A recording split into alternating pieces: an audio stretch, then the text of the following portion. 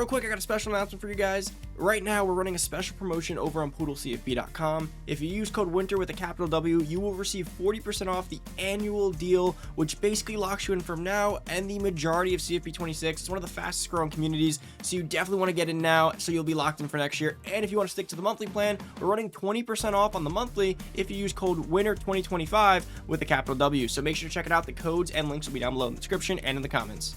Hey, what's going on, everybody? It's Poodle back with another CFB 25 video. In today's video, I'm going to go over a crazy good method to fix the broken archetype issue in Dynasty mode. Before we get to the video, guys, if you guys haven't already heard, we are running a special where every single video we post, the first person to DM me on Twitter gets a special code for poodlecfb.com. This will be a rate that's a bit better than the code WINTER 2025. So make sure to DM me on Twitter. First one gets a special rate. Just DM me and ask for the special rate, and you will get a code shortly after. Tell me in the DM if you prefer the annual or the monthly plan, and I'll get that right over to you. Also, guys, as always, code WINTER, capital W, get you $40 off the annual plan. Code WINTER 2025, capital W, get you 20% off the monthly plan. Make sure to lock these in. As we just found out, the new game should be launching in that first week of July with the early access. If you lock yourself in now, we're just about 2 months away.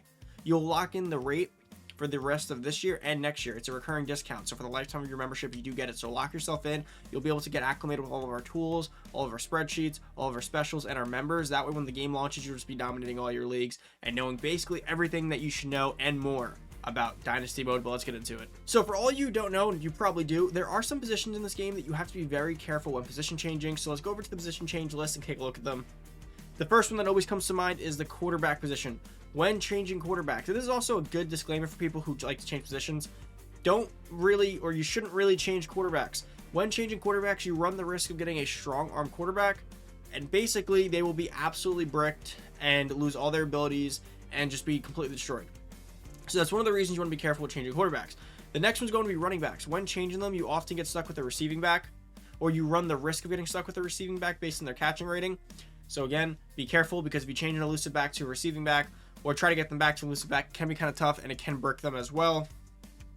Wide receiver is not as problematic, but again, quarterback, running back, wide receiver are three positions that I typically err on the side of caution when changing, and the other one's going to be outside linebackers. You run the risk of getting I believe it's a speed rusher outside linebacker, which doesn't exactly exist, and then they break, and you get like that blacked face out, like that grayed out face where there's just no player model, and the player can't get abilities and are bricked as well. So this is something that people have been running into all year, and unfortunately, even though it is almost May, people still ask me all the time, like, hey, I broke this player, how to fix them. So this video is going to show you how to fix them and kind of go through the theory of why this happens. A lot of people had an idea about this and have talked about this and have wondered things here. One of the things that did confirm this method, by the way, and I'll go through it, there was something that happened to me recently that really confirmed this. So it appears that when position changing, there are two different types of way the game views it. There's two different types of stages to position change, and people always ask me why aren't they interchangeable. So there's two times you can position change. There's in season, right? You go over to view roster, and you go over to a player, and you click on their player card, and you can just go in, and you can go to what is it called, more, and go to edit player. Go into here, and you can change their position as long as they're not NIL players, right? This player is a real life player. A recruit, you'll be able to change their position right there, right? Simple. That is the easiest way to do it in terms of just you can do it whenever. But the other time is going to be right here during National Signing Day, which is the position change window. Very different position changes. You're more likely to brick someone when editing them on their player card. Also, when you do it on their player card, you can't see their archetype or overall they're going to get. So I tend to stray away. Like, don't touch the player edit position change one. That's how you end up with some broken players. But I did learn a few things. It appears this game is coded in an interesting way. When you position change players this way, the window, you can see slot, hybrid. So he'll go to hybrid if he goes safety. He'll go to slot if he goes to cornerback. He'll go to pass coverage and linebacker. These are the archetypes that he's eligible to get. Has a halfback, he'll be an elusive back, and that's it, right? So he gets one archetype per grouping, and that's based on his ratings. But when you change players on the edit player screen, they actually seem to be coded very specifically. So I'm going to go through why I know this. With running backs, we have right now, if you change a running back over to another back, he'll get, if you change him anywhere else, usually, right?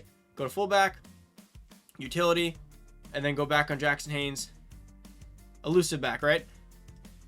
If you do it with a running back that has high catching, he could go back to receiving, or more importantly, if you have a receiving back and you want to get them to elusive back, you can't. So where you'll notice this is is when you go to change, when you use our glitch, right? We have this glitch method where you can take a running back and you change them to wide receiver, cornerback, then back to running back, and it drops their catch rating enough to get them to a elusive back. So I tested this on a player in season using the edit screen, right? Using the player card edit screen, and the player kept becoming a receiving back over and over and over and over again. And I was like, wait, maybe this method got patched, it doesn't work.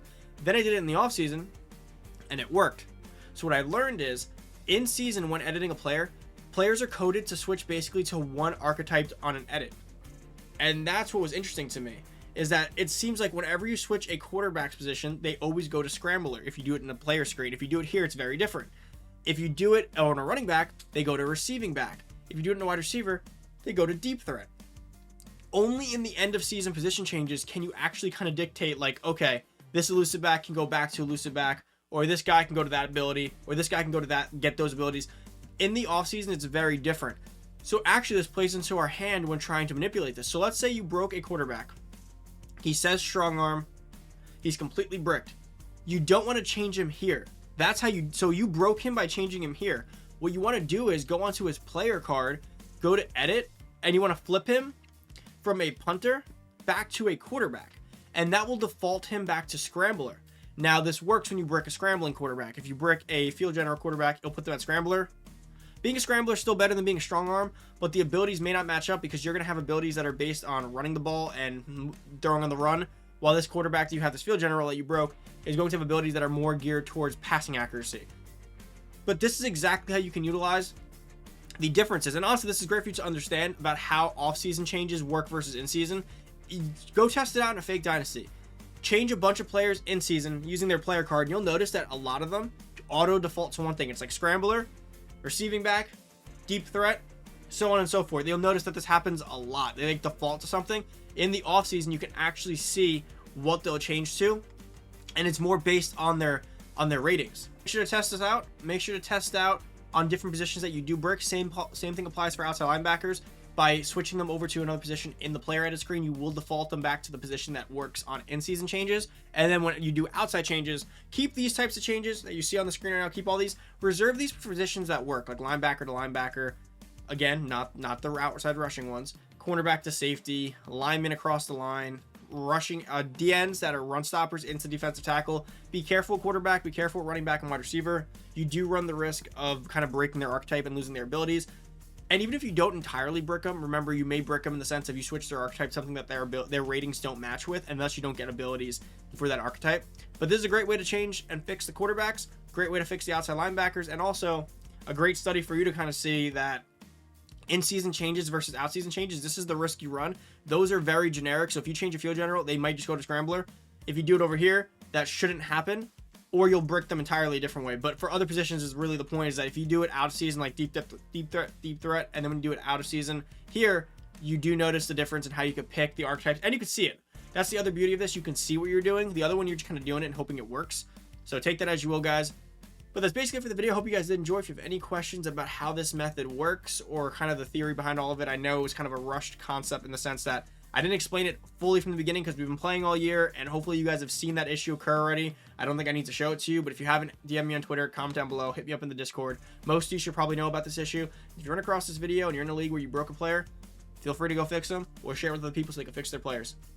Thank you for watching, guys. I'm out. Make sure to check out poodlecfb.com, code winter 2025, or the special rate if you DM me over on Twitter right when this video drops. Make sure to check it out. Lock in your recurring rate. It's going to go crazy. It already is going crazy. We have hundreds of members in there. We have over, I believe, 1,000 people signed up. And, of course, we do have CFP 26 around the corner, so make sure you do check it out. Thank you guys for watching. I'm out. Peace.